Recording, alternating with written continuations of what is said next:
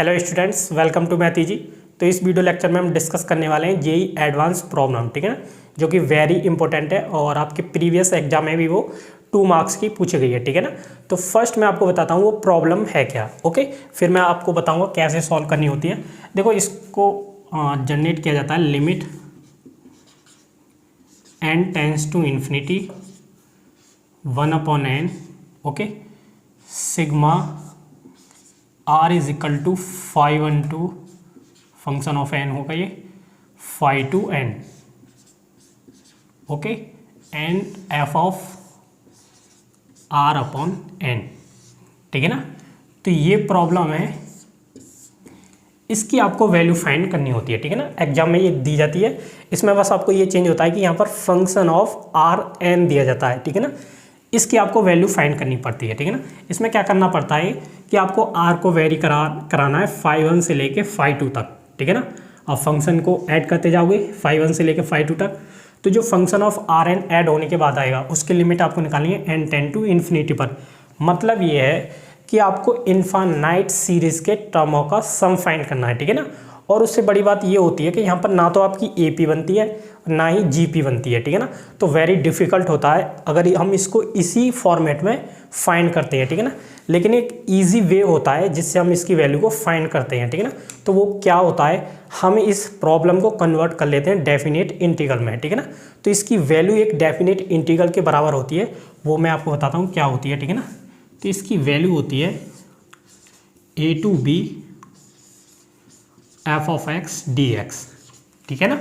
तो प्रॉब्लम आपको एग्जाम में ये दी जाएगी, हम क्या करेंगे, इसकी वैल्यू ना फाइंड करके हम एक integral definite integral a to b f x dx इसकी वैल्यू फाइंड कर देते हैं, ठीक है ना। तो जो वैल्यू आती है वही इसकी हो जाती है वैल्यू, ओके। लेकिन हमें कोई भी डेफिनेट इंटीग्रल फाइंड करने के लिए 3 चीज़ें रिक्वायरमेंट होती हैं। फर्स्ट तो हमें फंक्शन चाहिए, सेकेंड हमें lower limit and upper limit चाहिए, ठीक है ना। तो ये तीनों चीज़ें आपको इस इंटीग्रल के लिए चाहिए। तो वो कहाँ से मिलेंगी, वे तीनों चीज़ें आपको मिलेंगी यहाँ से। कैसे, देखो पहले मैं आपको बताता हूँ कि अपर लिमिट कैसे निकालते हैं, ठीक है ना। यहाँ से अपर लिमिट की वैल्यू होती है b, यानी कि limit n tends to infinity 5/2 of n/n, ठीक है ना। एंड a यानी लोअर लिमिट होगी limit n tend to infinity 5/1 n/n, okay. Function f(x) कहाँ से मिलेगा आपको, यहीं से मिलेगा। बस आपको एक सब्स्टिट्यूशन करना है इस फंक्शन ऑफ r/n में। क्या करना है, आपको कन्वर्ट करना है r/n की जगह करना है x पुट करना है। कहाँ पर, इस फंक्शन ऑफ r/n में। जहाँ भी r/n होगा वहाँ पुट करना है x।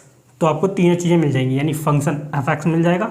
जब हम ये करेंगे तो फंक्शन ऑफ r/n किस में कन्वर्ट हो जाएगा, f(x) में, फंक्शन ऑफ f(x) में, ठीक है ना। यानी आपको फंक्शन f(x) मिल जाएगा, लोअर लिमिट मिल जाएगी, अपर लिमिट मिल जाएगी। इजी, इन तीनों चीज़ों को फाइंड करके यहाँ पुट कर देना। इस डेफिनेट इंटीग्रल की वैल्यू जो आएगी वही इसकी वैल्यू हो जाएगी, ठीक है ना। देखो अब बताता हूँ b क्या है कि limit n tend to infinity और ये 1/n, तो b और a में कॉमन है। देखो बस डिफरेंस इसका है 5/2n का और 5/n का। तो आप इसको ऐसे याद रख सकते हो। देखो अपर लिमिट है तो हमने यहाँ क्या यूज़ किया है, अपर वैल्यू 5/2n, ओके। यहाँ पर क्या है, लोअर लिमिट, तो हमने यहाँ पर क्या यूज़ किया है, लोअर वैल्यू यानी 5/n। तो इस लिमिट को सॉल्व कर लेना, इस लिमिट को सॉल्व कर लेना, a और b फाइंड कर लेंगे और यहाँ से r/n की जगह x पुट करके फंक्शन ऑफ f(x) बन जाएगा। इस डेफिनेट इंटीग्रल की हम वैल्यू आसानी से फाइंड कर सकते हैं, ठीक है ना। तो इस टाइप से इस प्रॉब्लम को कन्वर्ट करते हैं हम एक डेफिनेट इंटीग्रल में, ठीक है ना। तो इसलिए इसको बोलते हैं limit based on infinite series converting into definite integrals, ठीक है ना। तो जो प्रीवियस ईयर में एग्जाम में क्वेश्चन पूछा गया था इसी टाइप को लेकर, ठीक है ना। तो वो क्वेश्चन का सॉल्यूशन मैं आपको बताता हूँ कैसे उसको सॉल्व किया जाता है, ठीक है ना। जिससे अगर आपके एडवांस एग्जाम में कोई प्रॉब्लम इस टाइप से आती है तो उसको आप सॉल्व कर सको। इस टॉपिक से रिलेटेड एक प्रॉब्लम सॉल्व करते हैं, ठीक है ना, जो आपके IIT JEE एग्जाम में 2 मार्क्स के लिए पूछी गई थी, ठीक है ना। तो इसमें क्या है कि इसकी सिग्मा लिमिट की वैल्यू फाइंड करनी है, जो मैंने बताया था। तो हम क्या करेंगे, देखो इसमें क्या होगा मैं आपको बता देता हूँ। क्या चीज़ें आपको सेम मिलने वाली हैं। Limit n tend to infinity 1/n sigma r is equal to 5/1 से 5/2, ये चीज़ें आपको सेम मिलने वाली है, ठीक है ना, जो मैंने आपको स्टैंडर्ड प्रॉब्लम बताई थी। Function of r upon n की जगह वो आपको एक फंक्शन ऑफ आर एन देगा, मतलब कि वो आपको आर अपॉन एन बनाकर नहीं देगा, ठीक है ना, वो थोड़ी आपसे मजदूरी कराएगा। कैसे कराएगा कि आपको function of r upon n की जगह ना देकर इसको नहीं देगा, क्या देगा, एक फंक्शन ऑफ आर एन, ठीक है ना। लेकिन हमें फंक्शन एफ एक्स चाहिए तो हमें आर अपॉन एन चाहिए, क्योंकि हम आर अपॉन एन की जगह ही एक्स पुट करते हैं। तो क्या करना पड़ेगा आपको, यहाँ से फंक्शन ऑफ आर एन लेना पड़ेगा और इसमें जहाँ भी आर होगा वहाँ पर बनाना पड़ेगा आपको आर अपॉन एन। तो जहाँ आर होगा आर अपॉन एन कैसे बना सकते हैं, ईजी बना सकते हैं, ये आर है, ठीक है ना, इसमें से एन कॉमन ले लो तो ये बन जाएगा आर अपॉन एन। तो जहाँ पर आर अपॉन एन होगा वहाँ एक्स पुट करके फंक्शन एफ एक्स हम बना लेंगे, ठीक है ना। बस आपको थोड़ा सा यही काम करना है, बाकी आपको चीज़ें एज ए दिस मिल जाएंगी। फाई 1 आपको मिल जाएगा, फाई 2 आपको मिल जाएगा, ठीक है ना। तो इस प्रॉब्लम को सॉल्व करते हैं, ओके। कैसी चीज़ें फाइंड करनी होती हैं सब चीज़ें आपको समझ आ जाएंगी, ठीक है ना। तो देखो उससे अगर हम कन्वर्ट क्या मतलब यहाँ से कंपेयर कर लेते हैं, तो आर इजिकल टू फाई 1 से फाई 2 था, तो यानी हमारा फाई 1 क्या हो गया, 1 हो गया, ठीक है ना, जो मैंने पीछे बताई थी इसकी स्टैंडर्ड फॉर्मेट। एंड फाई 2 हमारा क्या हो जाएगा 2n। Function of are N क्या दे रखा है, देखो ये रहा r upon under root n square plus r square, ठीक है ना। बस आपको सारी चीज़ें एज दिस मिलेंगी, बस इसको कन्वर्ट करना है आपको। जहाँ पर आर हो वहाँ पर क्या बनाना पड़ता है, इसमें आर अपॉन एन। रीज़न मैंने बता दिया ताकि हम आर अपॉन एन की जगह एक्स पुट कर सकें, जिससे कि हमें एफ ऑफ एक्स हमें ऑब्टेन हो जाए, ठीक है ना। तो बनाते हैं, देखो ईजी है। इसमें मैंने क्या बताया था, जहाँ पर आर हो वहाँ से एन कॉमन ले लेते हैं। फर्स्ट न्यूमरेटर में से एन कॉमन लेता हूँ मैं, तो आर अपॉन एन, ठीक है ना, कोई चेंज तो नहीं किया। नीचे से देखो कन्वर्ट, यहाँ से आर अपॉन एन बनाने के लिए मैं यहाँ से एन स्क्वायर कॉमन ले लेता हूँ, ठीक है ना। तो क्या बनेगा, यहाँ 1 बचेगा प्लस आर अपॉन एन का यहाँ होल स्क्वायर बन जाएगा, ठीक है ना, ये होगा अंडर रूट। ओके, समझ आ गया होगा आपको। एन स्क्वायर यहाँ से कॉमन लिया तो यहाँ 1 बचेगा प्लस एन स्क्वायर यहाँ पर पहुँच जाएगा, ठीक है ना। तो आर अपॉन एन का होल वर्ग लिख सकते हैं इसको।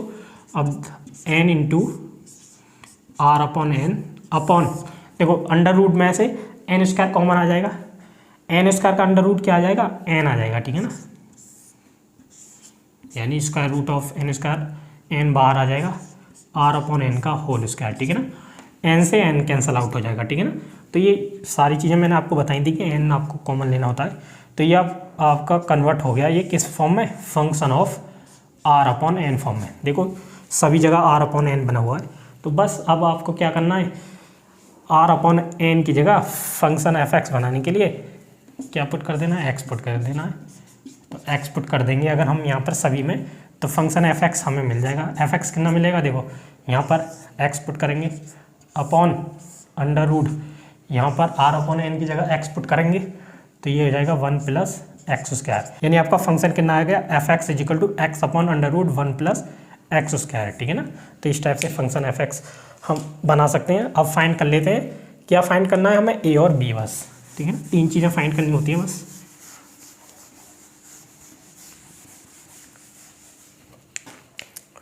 यानी हमें फंक्शन एफ एक्स मिल गया x upon under root 1 plus x square, ठीक है ना। अब फाइंड कर लेते हैं अपर लिमिट बी और फाइंड कर लेते हैं। बी की वैल्यू आपको पता ही है क्या होती है, limit n tend to infinity phi 2 upon n, यानी limit n tend to infinity, phi 2 कितना है हमारा 2n अपॉन एन, ठीक है ना। एन से एन कैंसल आउट हो जाएगा, तो इसकी लिमिट की वैल्यू क्या आ जाएगी 2। कांस्टेंट की लिमिट क्या होती है, कांस्टेंट नंबर ही होती है। तो b की वैल्यू हमारी कितनी आ गई, upper limit 2। Okay, a find करते हैं, a की वैल्यू क्या होती है, limit n tend to infinity phi 1 upon n. Okay, a is equal to limit a tends to infinity, phi 1 कितना है, फाई 1 है 1 अपॉन एन, ठीक है ना। देखो direct n tend to infinity यहाँ पुट करते हैं तो 1 अपॉन इन्फिनिटी क्या हो जाएगा 0, यानी हमारी लोअर लिमिट क्या आ गई 0, ठीक है ना। तो ये a की वैल्यू आ गई। ओके, अब हम अपने डेफिनेट इंटीग्रल की वैल्यू फाइंड कर देते हैं, ठीक है ना। तो सारी चीज़ें हमें मिल गई, b इज इक्वल टू 2 आ गया, a इज इक्वल टू 0 आ गया, ठीक है ना। तो यानी इस प्रॉब्लम की वैल्यू हम क्या निकालेंगे, एक डेफिनेट इंटीग्रल की फॉर्म में। क्या होता है वो, a to b f of x dx, ठीक है ना। अगर इसको मैं p से डिनोट करता हूँ तो p इज इक्वल टू ये हो जाएगा, ठीक है ना। इसकी वैल्यू हम फाइंड कर लेंगे, लिमिट पुट कर देते हैं, lower limit 0 upper limit 2, function f x क्या है, x upon under root 1 plus x square d x, ठीक है ना। ओके, तो डी एक्स इसमें पुट कर देते हैं। देखो अब यहाँ पे इंटीग्रेशन करना है आपको, ईजी है। देखो नीचे आप 1 प्लस एक्स स्क्वायर को टी वगैरह कुछ मान लो तो सब्स्टिट्यूशन मेथड से हो जाएगा, क्योंकि ऊपर इसका क्या लिखा हुआ है, डिफरेंशिएट हुआ है, ठीक है ना। तो 1 प्लस एक्स स्क्वायर को मान लेते हैं, let 1 plus x square is equal to t square मान लेते हैं, ठीक है ना। टी स्क्वायर मैंने इसलिए माना है ताकि ये अंडर रूट हट जाए, आप टी भी मान सकते हो, कुछ भी मान लेना, ठीक है ना, आंसर सेम आएगा। डिफ्रेंशिएट करने पर बोथ साइड में 2t इंटू डी टी, यानी x dx की वैल्यू कितनी आ जाएगी, t इंटू डी टी, ठीक है ना। तो वो यहाँ पर सब्स्टिट्यूट करने पर लिमिट भी चेंज होंगी। तो जब हमारा x 0 है तो t कितना हो जाएगा, 1, ठीक है ना। और जब हमारा x 2 होगा उस केस में कितना हो जाएगा, 5 अंडर रूट 5, ठीक है ना। t की वैल्यू हो जाएगी अंडर रूट 5 हो जाएगी। ये क्या आ जाएगा, x dx कितना हो जाएगा, t into D T upon ये कितना हो जाएगा, t से t कैंसल आउट हो जाएगा, ठीक है ना।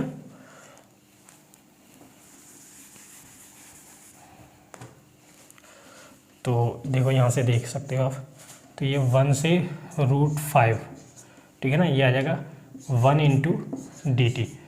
इंटीग्रेशन क्या हो जाता है, t लिमिट क्या आएगी, 1 से रूट 5 बराबर रूट 5 माइनस 1। तो यही आपका क्या आ गया, आंसर। ओके, तो ये इंटीग्रेशन आपको फाइंड करना था, आप कैसे भी फाइंड कर सकते हो अपने तरीके से, मैंने ऐसे करा था। तो यानी इस प्रॉब्लम का सॉल्यूशन कितना आया, रूट 5 माइनस 1, जो किससे ऑब्टेन होता है, definite integral a to b f x d x से, ठीक है ना। तो इसका बी आंसर सही हो जाएगा, ठीक है ना। तो यानी आप इस टाइप से इस प्रॉब्लम को कन्वर्ट करते हो डेफिनेट इंटीग्रल में और फिर इसकी वैल्यू फाइंड करते हैं, ठीक है ना। तो ये वेरी इजी वे था। इस टाइप से अगर आपके एग्जाम में कोई प्रॉब्लम आती है इस टाइप की, तो आपको क्या करना पड़ेगा, डेफिनेट इंटीग्रल में कन्वर्ट करके उसको सॉल्व करना पड़ेगा, ठीक है ना। तो थैंक्स फॉर वॉचिंग।